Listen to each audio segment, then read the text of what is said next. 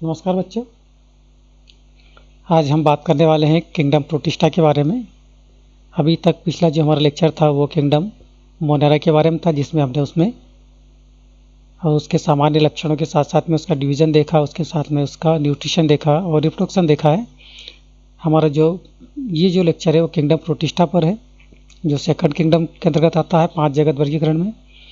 तो इस किंगडम के अंतर्गत सभी यूकैरियोटिक कोशिका वाले एक कोशिकीय जीवों को रखा गया है। तो आपको ध्यान रखना है कि इस ग्रुप में किनको रखा गया है। यूकैरियोटिक ऑर्गेनिज्म होंगे और कैसे होंगे, एक कोशिकीय होंगे। तो किंगडम प्रोटिस्टा में हमने यूनिसेलुलर, याद रखना है, यूनिसेलुलर एंड यूकैरियोटिक को रखा हुआ है। ठीक है, तो ये ऑर्गेनिज्म, यूकैरियोटिक ऑर्गेनिज्म जो होते हैं वो किंगडम प्रोटिस्टा के अंतर्गत रखे जाते हैं। प्रोटिस्टा के ग्रीक वर्ड से मिलकर बना है, जिसका मतलब होता है प्राइमरी या फर्स्ट। प्रोटोस्टो, जिसका मतलब होगा प्राइमरी या फर्स्ट होता है। तो सभी यूकैरियोटिक कोशिका वाले एक कोशिकीय जीवों को प्रोटिस्टा जगत के अंतर्गत रखा गया है। प्रोटिस्टा शब्द का सर्वप्रथम उपयोग जो है वो EH हेकल के द्वारा किया गया था ना। इस जगत के सदस्यों में एक कोशिकीय प्रोकैरियोटिक एवं बहुकोशिकीय यूकैरियोटिक दोनों प्रकार के जीवों के समान लक्षण देखने को मिलते हैं। तो यहाँ पर एक विशेष बात ये आती है कि इस किंगडम के अंतर्गत आपको एक कोशिकीय प्रोकैरियोट और बहुकोशिकीय यूकैरियोट जो होते हैं, उन दोनों प्रकार के सदस्यों के लक्षण यहाँ पर या उनके गुण यहाँ देखने को मिलेंगे। तो हम बता सकते हैं कि इस किंगडम की जो बाउंड्री है वो वेल डिफाइंड नहीं है। यहाँ पर दोनों प्रकार के जो इसके हायर किंगडम और लोअर किंगडम, इनके लक्षण या कैरेक्टर्स यहाँ पर इनके सदस्यों के अंदर हमको देखने को मिल जाते हैं। तो हम देखिए इसके कुछ ये लक्षण मिल जाते हैं, इसीलिए इनको क्या बोला जाता है, इन दोनों के बीच की कनेक्टिंग लिंक बोला जाता है ना। तो इनके सदस्यों को या इनके जो ऑर्गेनिज्म होंगे इनको क्या बोला जाएगा, एक कोशिकीय प्रोकैरियोट और बहुकोशिकीय यूकैरियोटिक के बीच की लिंक भी इनको कहा जाता है। इनके सामान्य लक्षण देखते हैं। तो सबसे पहले आता है कि ये कैसे होते हैं, एक कोशिकीय होंगे और कैसे होते हैं, यूकैरियोटिक और जलीय ऑर्गेनिज्म होते हैं। अधिकांशतः जो होते हैं वो कैसे होंगे, आपके एक्वेटिक ऑर्गेनिज्म होंगे, लेकिन इसके साथ साथ में आपको मॉइस्ट सॉइल के अंदर भी देखने को मिलेंगे ना। तो स्थलीय भी कुछ ऑर्गेनिज्म यहाँ पर आपको देखने को मिल जाते हैं।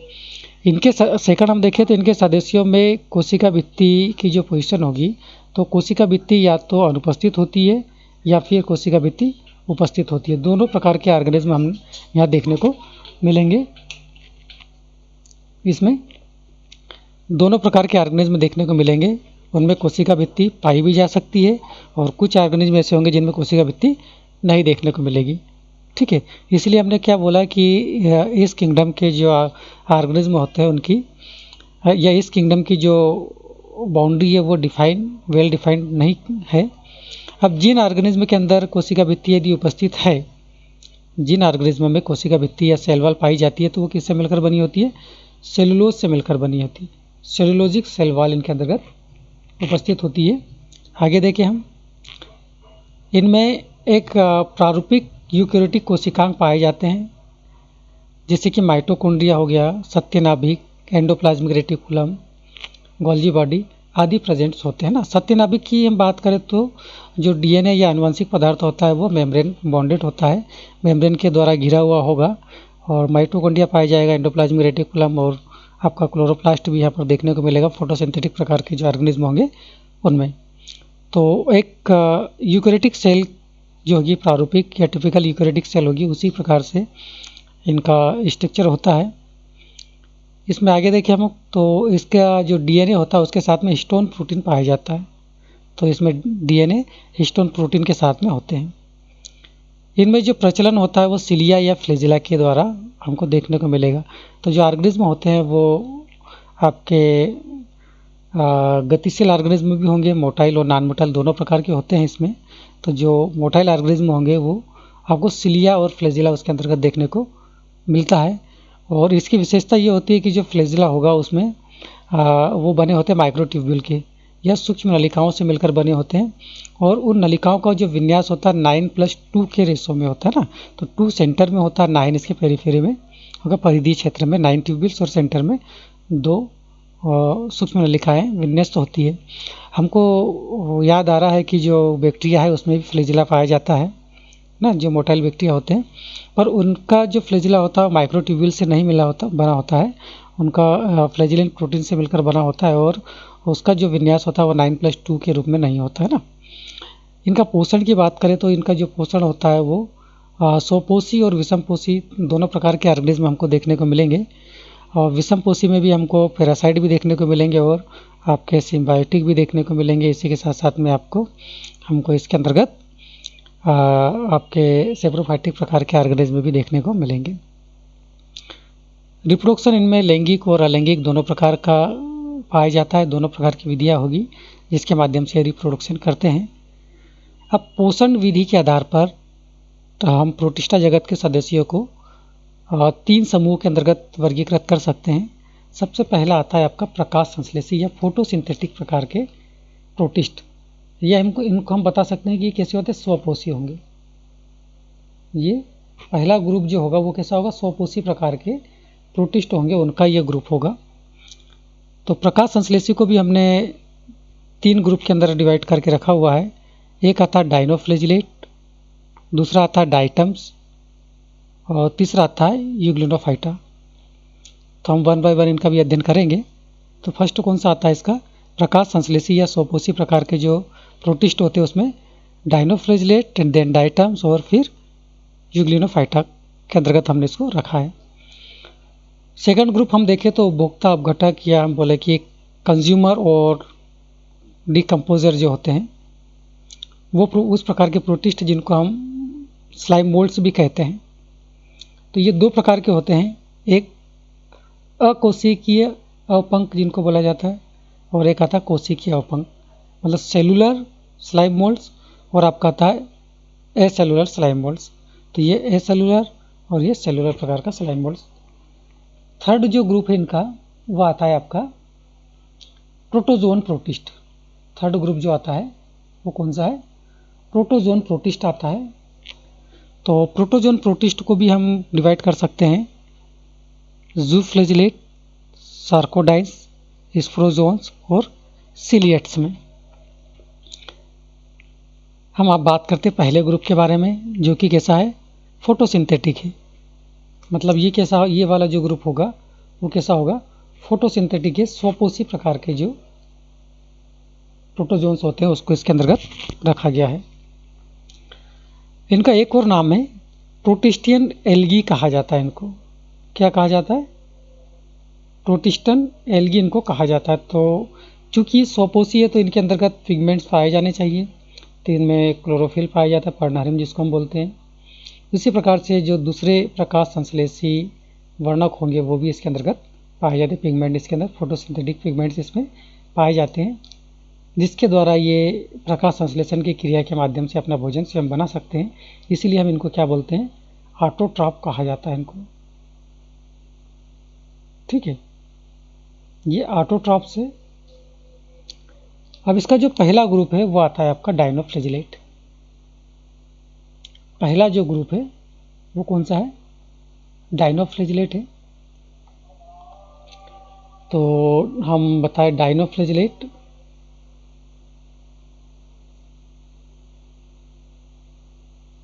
तो डाइनोफ्लैजिलेट जो होंगे ये एक कोशिकीय होते हैं, स्वपोषी होते हैं और प्रकाश संश्लेषी वर्णक युक्त ऑर्गेनिज्म होते हैं।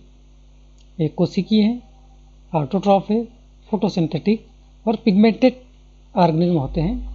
साथ ही साथ में इनकी जो विशेषता होती है वो ये है कि इनकी जो कोशिका भित्ति होती है, इनकी जो कोशिका भित्ति होती है वो रिजिड सेलुलोज से मिलकर बनी होती है। सेलुलोज पाया जाता है, दृढ़ कोशिका भित्ति इनकी होती है, सेल वॉल जो होगी वो रिजिड होती है और किससे मिलकर बनी होती है, ये सेलुलोज से मिलकर बनी होती है, जो कि कई परतों की होती है। ये भी याद रखिएगा कैसी होगी, कई परतों की, कई लेयर, मल्टी लेयर होती है। इसलिए इन प्रोटोजोन्स को इन प्रोटिस्ट जीवों को कवच युक्त डायनोफ्लैजिलेट कहा जाता है। आर्मर्ड डायनोफ्लैजिलेट इनको कहा जाता है। और साथ ही साथ में हमने बोला डाई मीन्स दो होता है, तो दो कशाभिकाओं का पाया जाना इनका विशिष्ट लक्षण होता है। ये स्पेसिफिक कैरेक्टर से क्या है, इनका दो इसमें कशाभिका या फ्लैजिला पाए जाते हैं, इस कारण से इनको डायनोफ्लैजिलेट्स कहा जाता है। और जो फ्लैजिला होता है उनका अरेंजमेंट भी विशेष प्रकार का होगा। एक जो फ्लैजिला होता है वो इनके बॉडी के लॉन्गिट्यूडिनल दिशा में, तथा दूसरा जो होता है वो इसकी अनुप्रस्थ खांच के अंदर स्थित होता है। यदि हम इसको डायग्राम के माध्यम से बताएं सिंपल सा, तो हम इस प्रकार से इस ऑर्गेनिज्म को बता सकते हैं इस प्रकार से। तो इस प्रकार इसकी बॉडी होगी, और हमने बताया कि इसका जो शरीर होता है वो सेलुलोजिक प्लेट से मिलकर बना होगा इस प्रकार से, और इसमें एक इस प्रकार से सेलुलोजिक प्लेट पाई जाएगी, और साथ में एक इस प्रकार से आपको खांच देखने को मिलेगी ना।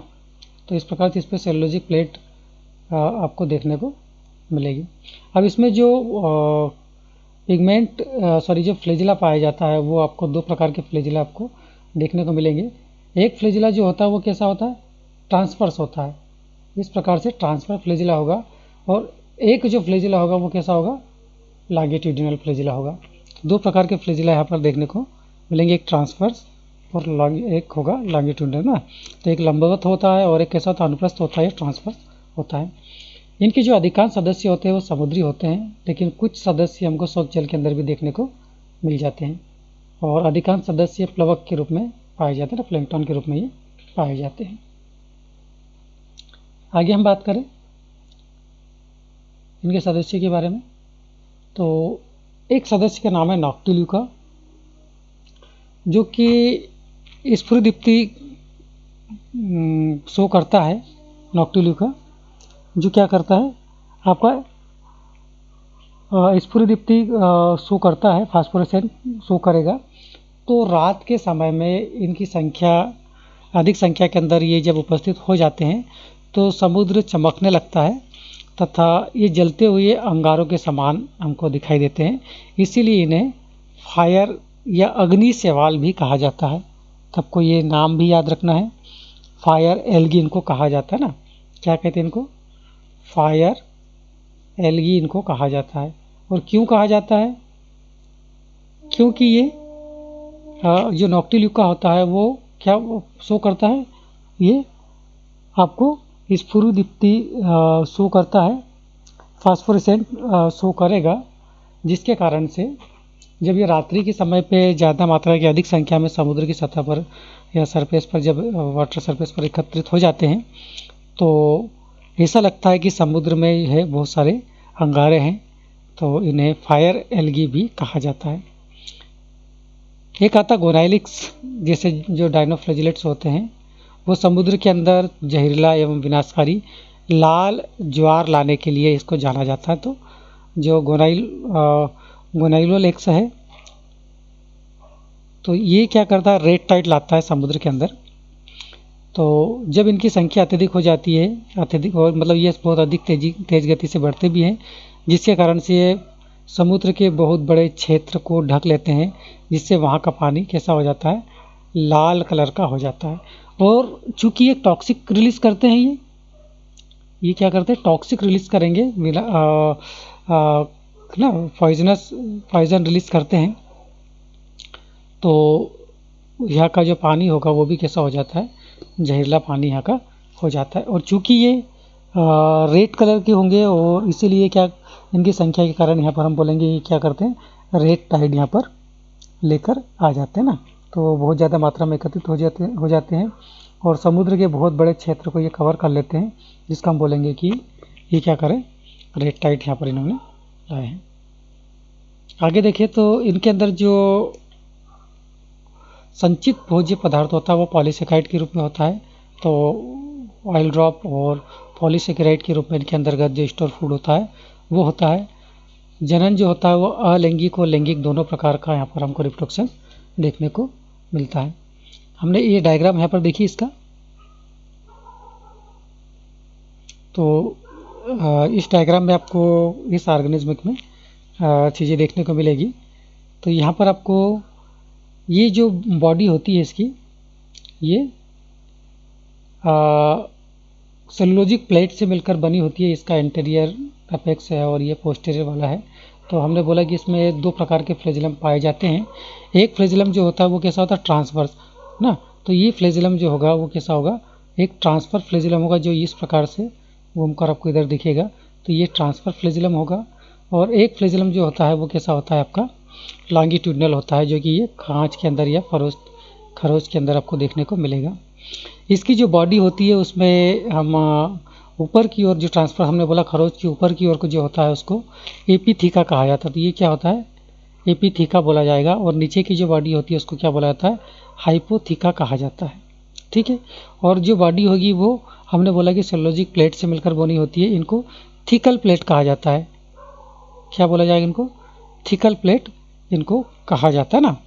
तो इस प्रकार से इसका डायग्राम होता है। और इसमें आपको देख कर लग रहा होगा कि ये कैसा कवच युक्त ऑर्गेनिज्म आपको देखने को मिल रहा है। जिस प्रकार से कोई कवच के अंदर या कवच इसके ऊपर कवर्ड हो, तो इसीलिए इसको आर्मर्ड डायनोफ्लैजिलेट भी इनको कहा जाता ना। ठीक है। अब हम आगे चर्चा करते हैं इसमें। अगला जो ग्रुप आता है वो आता है डाइटम्स के बारे में। अगला ग्रुप है डाइटम्स। तो जो डाइटम्स होते हैं ये भी कैसे होंगे आपके, डाइटम्स भी आपके कैसे होते हैं, ये भी फोटोसिंथेटिक ही है।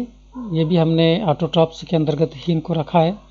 तो डाइटम्स, इसके जीव जलीय एवं स्थलीय दोनों प्रकार के हो सकते हैं, परंतु अधिकांशतः कैसे होते हैं, ये समुद्री होते हैं। ये एक कोशिकी होते हैं, लेकिन कभी कभी ये कॉलोनी का फार्म भी कर लेते हैं, बंडल बना लेते हैं, कॉलोनी के रूप में व्यवस्थित हो जाते हैं। क्योंकि हमने जो किंगडम प्रोटिस्टा है उसके जो मुख्य लक्षणों के अंतर्गत बताया है कि कैसे होंगे, यूनिसेलुलर यूकैरियोटिक ऑर्गेनिज्म होते हैं। पर कभी कभी क्या होते हैं कि ऑर्गेनिज्म एक साथ एकत्रित होकर एक कॉलोनी बना लेंगे, तो कॉलोनियल फार्म के अंदर भी ये अरेंज होते हैं। ये पानी की सतह पर पानी की तरंगों के साथ में निष्क्रिय रूप से या पैसिवली क्या करते हैं, फ्लोट करते रहते हैं। क्योंकि इनमें कसाभिका का अभाव होता है, मतलब कैसा होता है, नॉन मोटाइल होते हैं। इनकी जो गति होती है वो पैसिव मूवमेंट इनके अंतर्गत होती है और ये वाटर करंट के माध्यम से ये मूव करते हैं। अब चूंकि ये फोटोसिंथेटिक है तो इसके अंतर्गत क्लोरोफिल देखने को मिलेगा, chlorophyll A, chlorophyll C, fucoxanthin और कुछ जेंथोफिल वगैरह पिगमेंट भी पाए जाते हैं, जिसके कारण से इनका जो रंग होता है वो कैसा होता है, पीला भूरा। कलर कैसा होता है इनका, पीला भूरा या सुनहरा पीला इनका रंग होता है। इसी कारण इनको स्वर्ण शैवाल या गोल्डन एल्गी कहा जाता है। तो इन ऑर्गेनिज्म को स्वर्ण शैवाल या गोल्डन एल्गी कहा जाता है।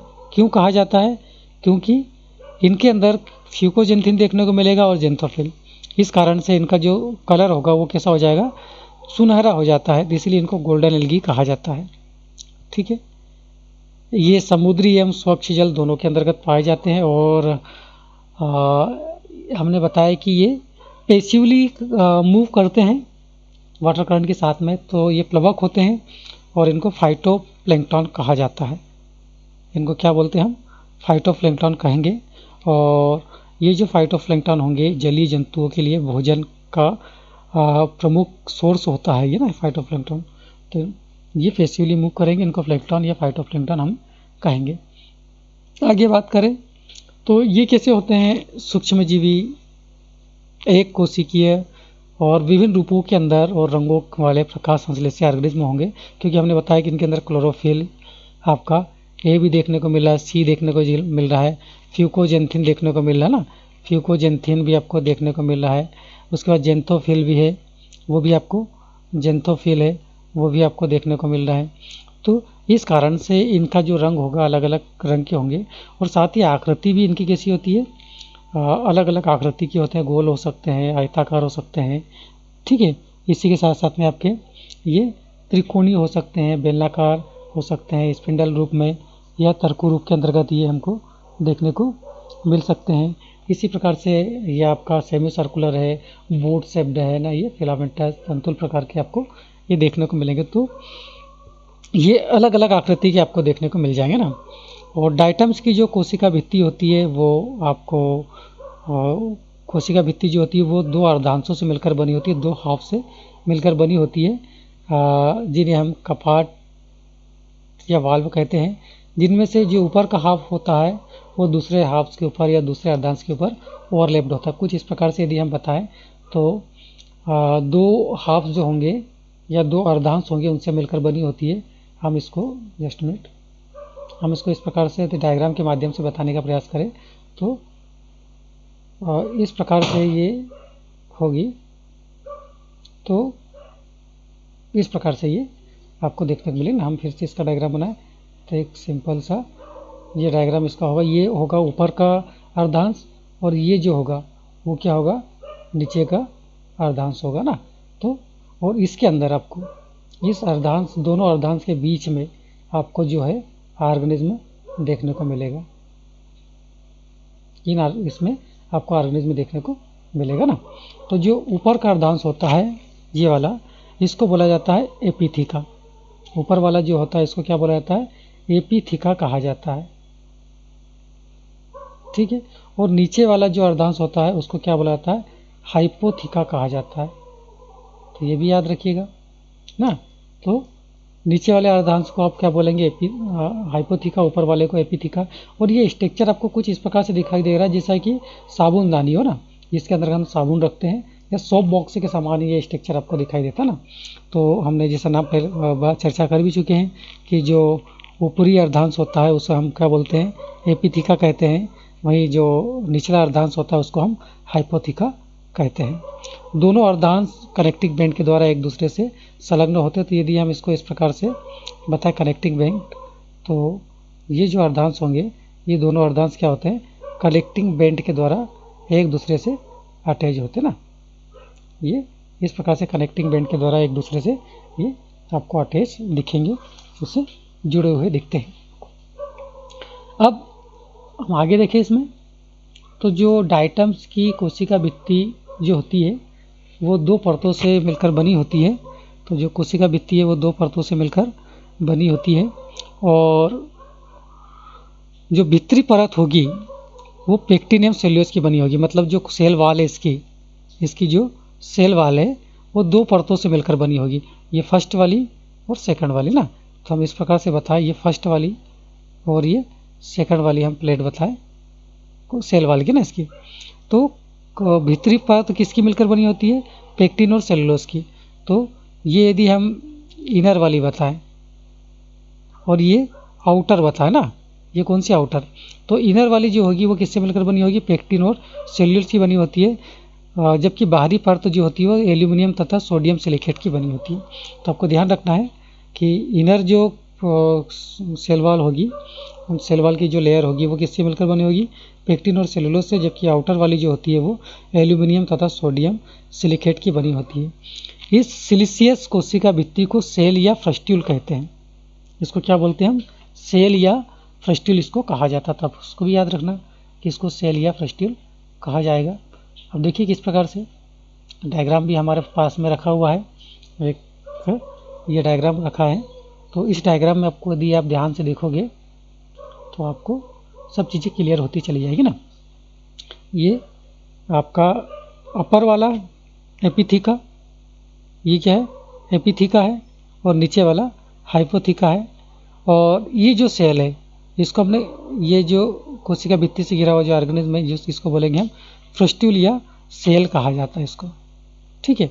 और जो सेल वॉल होती है उसमें हमने बता दिया कि दो आपको देखने को मिलेगी। एक होता है आपका पेक्टिन और सेलुलोज से इनर वाला, और आउटर वाला जो होता है वो किससे मिलकर बना होता है, आपका एल्यूमिनियम और आपका सोडियम सिलिकेट से मिलकर बना होता है।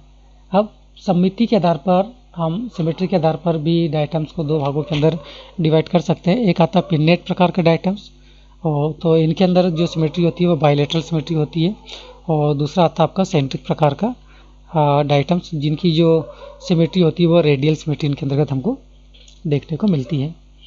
अब इनके अंदर हम रिप्रोडक्शन की बात करें तो जो डाइटम्स होते हैं उनमें सामान्यतः अलैंगिक जनन देखने को मिलेगा, एसेक्सुअल रिप्रोडक्शन देखने को मिलता है, जिसमें प्रत्येक पुत्री कोशिका द्वारा एक पुरानी भित्ति का अर्धांश रोक लिया जाता है तथा दूसरा नया अर्धांश संश्लेषित कर लिया जाता है। कुछ इस प्रकार से यदि हम डायग्राम के माध्यम से आपको समझाने का प्रयास करें तो ये जो है एक ऑर्गेनिज्म है जिसका ये इसका एपिथिका है और ये इसका क्या है, हाइपोथिका है। तो ये क्या बोल रहा है कि प्रत्येक पुत्री कोशिका द्वारा एक पुराने भित्ति का अर्धांश रोक लिया जाता है तथा दूसरा क्या कर लिया जाता है, संश्लेषित कर लिया जाता है। ठीक है, तो इसमें हम इसको देखें तो दो अर्धांश अलग अलग हो गए, ये वाला, ये आपका बड़े वाला, तो हम इसको एल बताएं लॉन्ग, और ये बिग बता दे, ये कौन सा बड़ा वाला है ये, और ये वाला जो हम दूसरा वाला अर्धांश बताएं वो कौन सा है, आपका छोटे वाला अर्धांश स्मॉल। ठीक है, अब जो ऑर्गेनिज्म बनेगा तो यहाँ पर क्या करेंगे, ये एक दूसरा अर्धांश जो है वो संश्लेषित कर लेंगे। तो इसमें ये दूसरा अर्धांश इसने संश्लेषित कर लिया और यहाँ पर भी यहाँ पर क्या हुआ, दूसरा अर्धांश संश्लेषित कर लिया। अब इसी ऑर्गेनिज्म को हम आगे देखें तो क्या देखने को मिलेगा, इस ऑर्गेनिज्म के द्वारा दो प्रकार के आपको अर्धांश देखने को मिलेंगे। ये वाला जो पहले स्मॉल था अब क्या बन गया है, बिग बन गया है, और जो पहले से यहाँ पर कौन सा है, ये स्मॉल वाला है, कौन सा, ये वाला। ठीक है, तो ये स्मॉल वाला हो गया। अब जो ऑर्गेनिज्म होगा वो क्या करेगा, यहाँ पर एक दूसरा जो है वो सेल है या जो वाल है उसका निर्माण कर लेगा। इस प्रकार से ये ऑर्गेनिज्म आगे डिवाइड करते करते करते करते डाइटम्स कैसे होते चले जाते हैं, छोटे होते चले जाएंगे ना। इस प्रकार से ये जो असेक्सुअल रिप्रोडक्शन करेंगे ये तो इसमें जो पुत्री कोशिकाएं होती है वो कैसी होती चली जाएगी, छोटी होती चली जाएगी। प्रत्येक विभाजन के बाद डाइटम्स कैसे होते चले जाते हैं, छोटे होते चले जाते हैं ना। तो ये होता है आपका।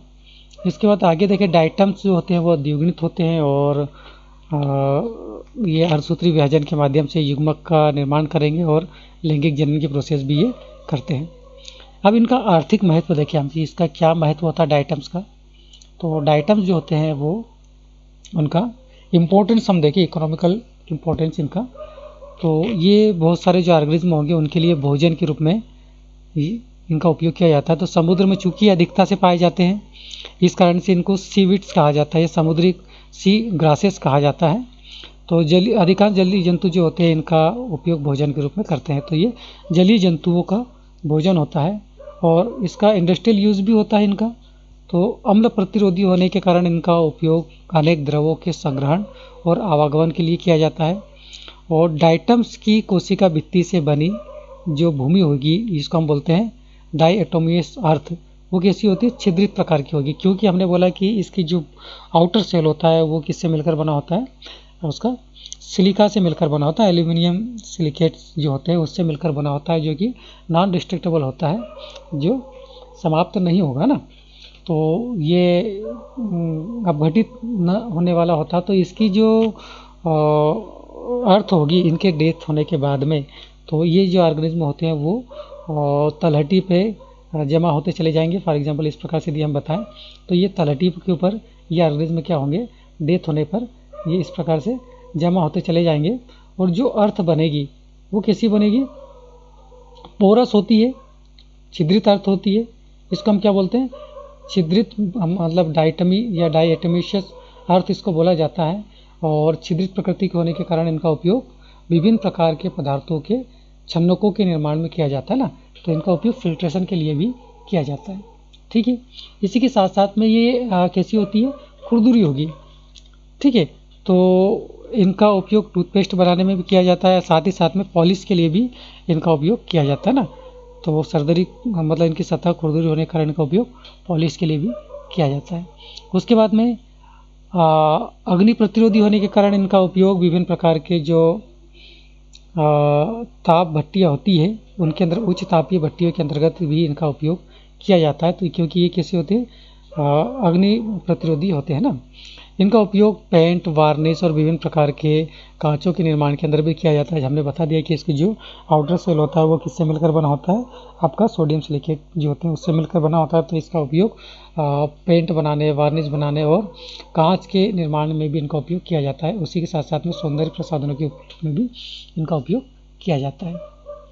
अगला जो ग्रुप आता है आपका वो आता है यूग्लिनाइट, जो कि ये भी कौन से आपके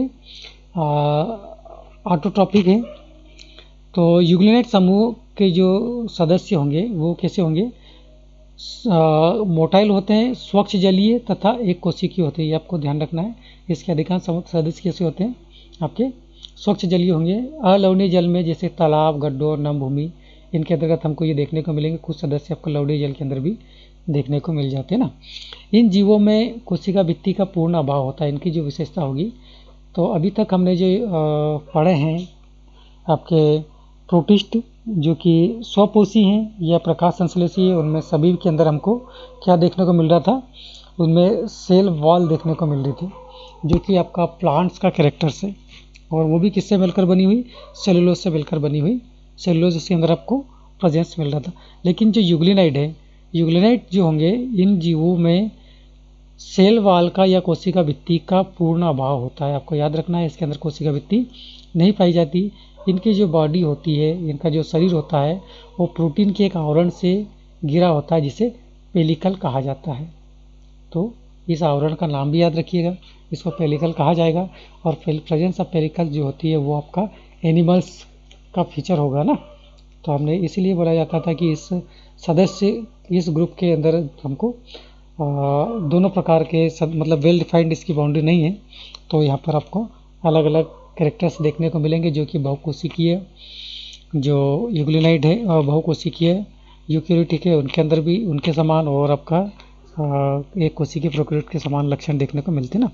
तो इन जीवों का यदि हम स्ट्रक्चर देखें, तो इन जीवों को के अग्रभाग में एंटीरेंड पर कोशिका मुख पाया जाता है, जिसको साइटोस्टोम कहते हैं।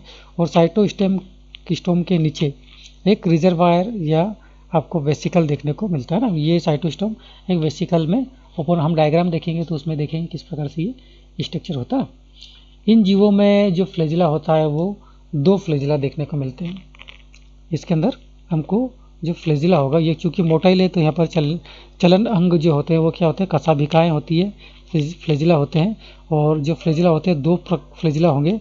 एक जो होता है वो अत्यंत रिड्यूस प्रकार का होगा, छोटा फ्लैजिला होगा, और एक बड़ा होगा जिसको टेंसल फ्लैजिला कहा जाता है ना। एक कशाभिका के आधार पर आपको एक फोटो सेंसिटिव नेत्र देखने को मिलता है, बिंदु देखने को मिलेगा, नेत्र बिंदु, जिसको कि स्टिग्मा कहा जाता है, जिसके कारण से ये अधिक से अधिक जो प्रकाश वाला क्षेत्र होगा उसकी ओर अपने फ्लैजिला के माध्यम से गमन करते हैं। तो ये कैसे होंगी, फोटो सेंसिटिव, यहाँ पर हमको ये देखने को मिलेगा ना। इनके साथ साथ में एक बड़ी संकुचनशील दानी या कॉन्ट्रैक्टाइल वैक्यूल देखने को मिलती है, जो कि रिजर्वायर या जो वेसिकल होगा उसके पास में ही स्थित होती है, समीप स्थित होती है, जो शरीर में पानी का जो संतुलन होगा एवं उत्सर्जन उसमें ये सहायक होती है ना। तो ऑस्मो रेगुलेशन का काम करती है ये कॉन्ट्रैक्टाइल वैक्यूल, तो ये इसके अंदर प्रेजेंस होती है। इनके सदस्य स्वपोषी और विषमपोषी दोनों प्रकार के होते हैं ना। तो इसके लिए एक टर्म होती है जिसको बोला था मिक्सो ऑटोट्रॉप। तो जिस हमने बताया था कि ऑटोट्रॉप और हमने हेटरोट्रॉप बताया था, तो ऑटोट्रॉप के बाद में इसको एक शब्द और हम बता दें, कौन सा, मिक्सो ऑटोट्रॉप। तो ये कैसे होते हैं, मिक्सो ऑटोट्रॉप प्रकार के होंगे। मतलब ये जो ऑर्गेनिज्म होंगे वो सनलाइट की उपस्थिति में, सूर्य के प्रकाश की उपस्थिति में स्वपोषी होंगे, लेकिन जब सनलाइट प्रेजेंट नहीं है तो वो कैसे हो जाएंगे, विषमपोषी। मतलब जंतु संपोषण भी बताते हैं और पादप संपोषण भी बताते हैं। इस प्रकार के पोषण को मिक्सो ऑटोट्रॉप कहा जाता है ना। इसमें जो संचित भोज्य पदार्थ होता है, स्टोरेज फूड होता है, वो पेरामाइलम ग्रेन्यूल्स के रूप में पाया जाता है। तो पेरामाइलम आपको याद रखना है इसमें कि पेरामाइलम इसमें जो स्टोर फूड होता है ना। रिप्रोडक्शन इसमें अलैंगिक प्रकार का ही रिप्रोडक्शन देखने को मिलता है, और ये बाइनरी फिजन से आपको देखने को मिलेगा। तो अनुकूल परिस्थितियों में जो लॉन्गिट्यूडिनल बाइनरी फिजन होगा या लंबवत द्विखंडन, उसके द्वारा ये रिप्रोड्यूस करते हैं। और जो प्रतिकूल परिस्थितियों के अंदर ये क्या करेंगे, सिस्ट फॉर्मेशन करेंगे या पुटी निर्माण करते हैं। और अलैंगिक लैंगिक जनन इनके अंतर्गत पूर्णतः एब्सेंट होता है। तो ये भी आपको याद रखना है कि अलैंगिक जनन इनमें अनुपस्थित होता है। ठीक, इसका हम डायग्राम देख लें कि किस प्रकार से डायग्राम होता है। तो 2 डायग्राम हम लेकर यहाँ पर आए हैं। ये आपकी बुक का डायग्राम है, तो इसमें आपको अधिकांश चीज़ें क्लियर हो जाएगी। यहाँ पर देखिए, तो इस प्रकार से इसका स्ट्रक्चर होगा। और हमने बताया कि जो एंटीरियर एंड होता है, ये वाला जो एंड है वो कौन सा है, एंटीरियर वाला एंड है। इसको अपन पोस्टीरियर एंड बोल सकते हैं ना, ये पोस्टीरियर एंड है। तो एंटीरियर एंड पर आपको क्या देखने को मिलेगा, इसमें एक कोशिका मुख हमने बताया, ये वाला जो है ना, तो ये वाला जो स्ट्रक्चर है ये क्या है, इसका कोशिका मुख है। ठीक है, साइटोस्टम इसको बोला जाता है। तो ये आपका कोशिका मुख होगा ना। तो इस प्रकार से अपन इसको पूरा ड्रा कर दें।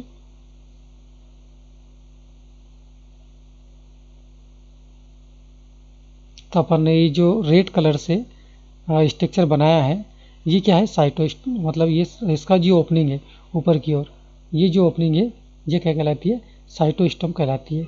उसके बाद बताया कि साइटोस्टम जो होता है वो किस में ओपन होता है, रिजर्वायर में ओपन होता है ना। तो ये जो हम यदि ग्रीन कलर से इसको थोड़ा सा ग्रीन कलर या दूसरा कलर हम ले लें, ब्लैक कलर ले लेते ना, तो ब्लैक कलर से जो अपन ने ये आपका ड्रा किया, ये क्या कहलाता है, रिजर्वायर कहलाता है या वेसिकल कहलाएगा। ये ना, ये क्या कहलाएगा, रिजर्वायर कहलाता है ना, ये आपका रिजर्वायर या वेसिकल कहलाएगा, जो कि साइटोस्टोम इसके अंदर ओपन होता है। और रिजर्वायर से आपको क्या निकलेंगे, 2 फ्लैजिला निकलेंगे। तो एक फ्लैजिला जो होता है ये बड़े वाला फ्लैजिला होगा, और एक फ्लैजिला जो होगा ये कैसा होगा, छोटे वाला फ्लैजिला होगा ना। तो ये आपका बड़ा वाला फ्लैजिला है। ठीक है, तो इसको हम बोलेंगे लोकोमोटिव फ्लैजिला या टिंसल फ्लैजिला इसको बोला जाता है, बड़े वाले को। और ये वाला जो होगा उसको हम बोलेंगे छोटे वाला फ्लैजिला या शॉर्ट फ्लैजिलम बोला जाएगा ना। इसको क्या बोलते हैं अपन, शॉर्ट फ्लैजिलम बोलते हैं। और जस्ट इसके नीचे आपको क्या देखने को मिलेगा, हम एक रेड कलर से यहाँ पर एक बनाएंगे। इस प्रकार से स्ट्रक्चर आपने ड्रा किया। तो ये photo sensitive I like structure है ना, संवेदी होती है, ये फोटो सेंसिटिव होती है। इसको स्टिग्मा कहा जाता है, इसको क्या बोलते हैं हम, स्टिग्मा कहते हैं। ठीक है, और उसके बाद में रिजर्वायर के पास ही आपको और क्या देखने को मिलेगा, रिजर्वायर के पास में आपको एक कॉन्ट्रैक्टाइल वैक्यूल देखने को मिलेगी। तो ये आपको कॉन्ट्रैक्टाइल वैक्यूल है, ये कॉन्ट्रैक्टाइल वैक्यूल है, या हम इसको बोलेंगे संकुचनशील धानी, जो कि आपको ऑस्मोरेगुलेशन का कार्य करती है। और उसी के साथ साथ में ये जो स्ट्रक्चर आपको दिखाई दे रहा है राउंड, हम बता रहे हैं ना, ये क्या है, पेरामाइलॉन ग्रेन्यूल्स होती है, जो कि इसका क्या है, स्टोर फूड है। ये इसका क्या है, स्टोर फूड होता है ये पेरामाइलॉन ग्रेन्यूल। तो ये आपका हो गया पेरामाइलॉन ग्रेन्यूल्स हो गई। ठीक है, ये वाली। इसी के साथ साथ में इसमें आपको जो देखने को मिलेगा वो क्लोरोप्लास्ट भी देखने को मिलेगा ना। तो ये जो स्ट्रक्चर बना हुआ है रेड कलर में, हम इसको ये डॉट डॉट स्ट्रक्चर यदि हम बताएं, तो इस प्रकार से यदि हम इसको बताएं ना, तो इस प्रकार से इसमें स्ट्रक्चर देखने को मिलेगा, जिसको हम क्या बोलते हैं, ये आपका क्लोरोप्लास्ट होगा। तो क्लोरोप्लास्ट इसके अंदर पाया जाता है। और उसी के बाद में इस पर जो बाहर का जो आवरण होता है, ठीक है, बाहर का जो आवरण होगा इसको पेलिकल कहा जाता है। बाहर का जो आवरण होगा प्रोटीनस आवरण, इसको क्या बोलते हैं, पेलिकल इसको कहा जाता है, बाहर का आवरण। और इसी के साथ साथ में इसमें आपको ऑब्लिकली अरेंज्ड, इसमें इस प्रकार से स्ट्रिप दिखाई दे रही है, ऑब्लिकली अरेंज्ड। इस पर आपको यहाँ पर पूरी बॉडी के ऊपर क्या दिखेगी, स्ट्रिप दिखाई देती है। इसको मायोनिम्स कहा जाता है। इनको क्या बोलते हैं, मायोनिम्स इनको कहा जाता है, जो ऑब्लिकली अरेंज्ड स्ट्रिप्स आपको दिखाई दे रही है। इसी प्रकार से इसमें जो न्यूक्लियस होगा, ठीक है, क्योंकि चूंकि यूकैरियोटिक है तो वेल डिफाइंड न्यूक्लियस होगा। इसमें न्यूक्लियोलस भी होगा, क्रोमोसोम्स भी होंगे, ठीक है, न्यूक्लियर मेम्ब्रेन भी प्रेजेंट होगी। तो इस प्रकार से इसका स्ट्रक्चर होता है। एक हम अलग डायग्राम और देखिए इसका जो हम लेकर आए हैं, तो इस डायग्राम को भी आप ध्यान से देखिए, तो इसमें भी बहुत सारी चीज़ें आपको क्लियर होगी। हमने बताया कि जो आउटर कवरिंग होती है वो आपकी पेलिकल कहलाती है, उसके बाद में प्लाज्मा मेम्ब्रेन जो आपकी है, और पैरामाइलिन ग्रेन्यूल्स जो कि स्टोर फूड के रूप में है, पैरामाइलिन ग्रेन्यूल्स, ये आपका न्यूक्लियस, इसके साथ में ये आपका क्या है, न्यूक्लियस है ये वाला, मेम्ब्रेन से घिरा हुआ, और साथ ही साथ में आपको स्मूथ एंडोप्लाज्मिक रेटिकुलम और रफ एंडोप्लाज्मिक रेटिकुलम, राइबोसोम्स वगैरह सब यहाँ देखने को आपको मिल जाएंगे, माइटोकॉन्ड्रिया वगैरह भी ना। कॉन्ट्रेक्टल वैक्यूल आपको यहाँ देखने को मिलेगी, ये क्या है, कॉन्ट्रेक्टल वैक्यूल है। और ये वाला जो एरिया है इसको क्या बोला जाता है, इसको हमने बोला था साइटोस्टोम इसको कहा जाता है। क्या बोलते हैं, साइटोस्टोम या कोशिका मुख इसको कहा जाता है। और कोशिका मुख किस में ओपन होता है, इस वाले स्ट्रक्चर में, इस वेसिकल में ओपन होता है। और इस वेसिकल को हमने क्या नाम दिया था, इसको रिजर्वायर कहा जाता है। इस रिजर्वायर से दो प्रकार के फ्लैजिला निकलते हैं। एक जो फ्लैजिला है वो लॉन्ग फ्लैजिला, ये वाला जो लॉन्ग फ्लैजिलम है, और एक जो फ्लैजिलम होता है वो कैसा होता है, शॉर्ट फ्लैजिलम होता है। इसको हम अलग कलर से ड्रा करें तो आपको यहाँ पर हम एक छोटा फ्लैजिलम बता दें, तो यहाँ पर एक छोटा फ्लैजिलम आपको देखने को मिलेगा ना, ब्लैक कलर से हम इसको ड्रा करते हैं। तो इस प्रकार से एक छोटा फ्लैजिलम देखने को मिलेगा। और इसी के साथ में आपको हमने बताया था कि फोटो रिसेप्टर यहाँ पर उपस्थित होते हैं। तो इस प्रकार से यहाँ पर आपको क्या देखने को मिलेगा, फोटो रिसेप्टर देखने को मिलेगा, जो कि इस ऑर्गेनिज्म को अधिक से अधिक प्रकाश की ओर ले जाने का काम करता है। इसके लिए सेंसिटिव होता है, तो फ्लैजिलम के माध्यम से वो उस क्षेत्र तक चले जाता है ना। गोल्जी बॉडी देखने को मिलेगा, लाइसोसोम देखने को मिलेगा। और जो ग्रीन कलर से आपको जो दिखाई दे रहे हैं, जो ग्रीन कलर से आपको दिखाई दे रहे हैं ये वाले, ये रीजन, तो ग्रीन कलर का जो रीजन होता है इसको क्या बोला जाता है, क्लोरोप्लास्ट बोला जाता है। तो ये इसका स्ट्रक्चर होता है यूग्लिनाइट का। आई होप आपको इसके बारे में संपूर्ण जानकारी प्राप्त हो चुकी है कि जो किंगडम प्रोटिस्टा का जो प्रथम समूह है, जिसमें हमने प्रकाश संश्लेषी जो ऑर्गेनिज्म है उनके बारे में बात करी, जिसमें हमने डायनोफ्लैजिलेट के साथ साथ में डाइटम्स और यूग्लिनाफाइड या यूग्लिनाइट्स के बारे में बात करी। तो यूग्लिनाइट जो होगा, यूग्लिना इसका एग्जाम्पल है, जो डायग्राम हमने देखा था वो यूग्लिना का हमने देखा था ना। तो अगला जो हमारा लेक्चर आएगा वो इसका जो नेक्स्ट ग्रुप होगा वो हम उसके बारे में चर्चा करेंगे, जो कि स्लाइम मोल्ड्स है, उसके बारे में हम बात करेंगे।